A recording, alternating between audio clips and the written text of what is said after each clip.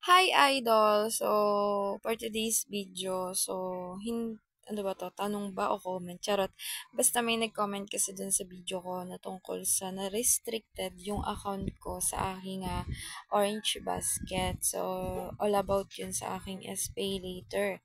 So, ito ang sabi niya ay, ba't po kaya na-restrict sa akin? Di pa naman po due date.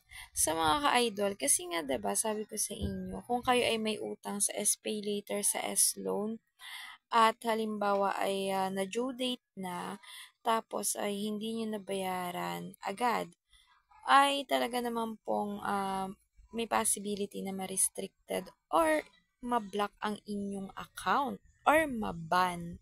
So, alam niyo yun, yung hindi niyo na magagamit pag na-ban. As of now, restricted ako or hindi ako pwedeng umutang sa aking SPay later, sa aking S-Loan o sa extra credit ng ating Orange Basket. Kasi nga po, sad to say, ay hindi pa rin kami nakakabayad sa aming pagkakautang dito sa ating Orange Basket. So, tawag ng tawag ang Orange Basket kasi nga syempre ganun yun, 'di ba? At hindi ko pa sure kung kailan namin mababayaran. Pero, syempre babayaran pa rin namin yun. Kasi syempre, alam niyo yun, kapag kayo ay nag-avail ng utang sa SPay later, sa S-Loan, ay hinihingian kayo ng isang valid ID, address. Alam niyo yun, yung mga information nyo ay talagang kukuhain nila, 'di ba? So, syempre, may possibility na magkaroon ka ng record or ah pag halimbawa gano'n, eh, siyempre nakakatakot din naman.